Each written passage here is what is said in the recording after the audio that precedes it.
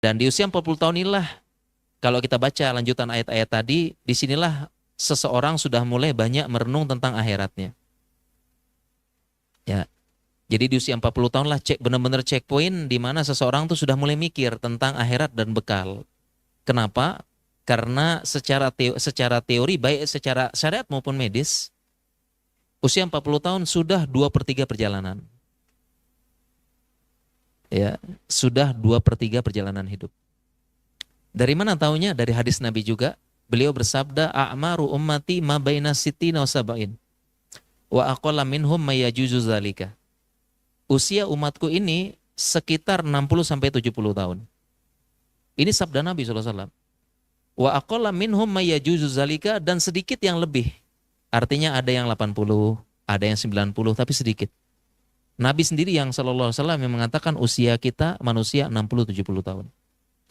Dan ini pun juga dibenarkan fakta medis ya. Fakta medis, fakta studi-studi menyebutkan ya rata-rata usia manusia berita layu tuh ya 60, 65, 67, 68. Memang ada yang 70, 80, tapi ingat ada juga yang wafat muda.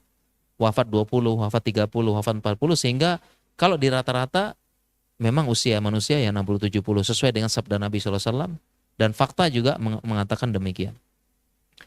Nah, sehingga di usia 40 tahun inilah karena dia pertama sudah bijak, sudah matang pemikirannya, sudah kenyang dengan pengalaman hidup, sudah nggak overvalidasi lagi, udah nggak drama-drama, udah nggak konflik lagi.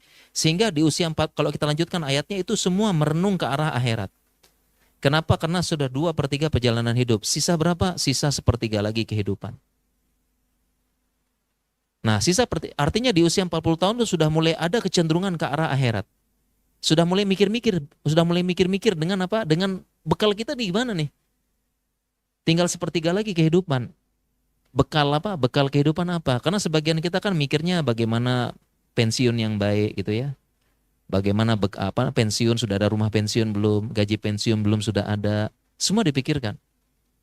Ya, nanti bangun ini adalah bangun kos-kosan aja lah, bisnis pensiun terbaik. Jadi kakek kos, bukan bapak kos ya. Ya, nenek sama sama kakek kos gitu ya. Nah, harusnya di usia gitu sudah mulai berpikir tentang akhirat.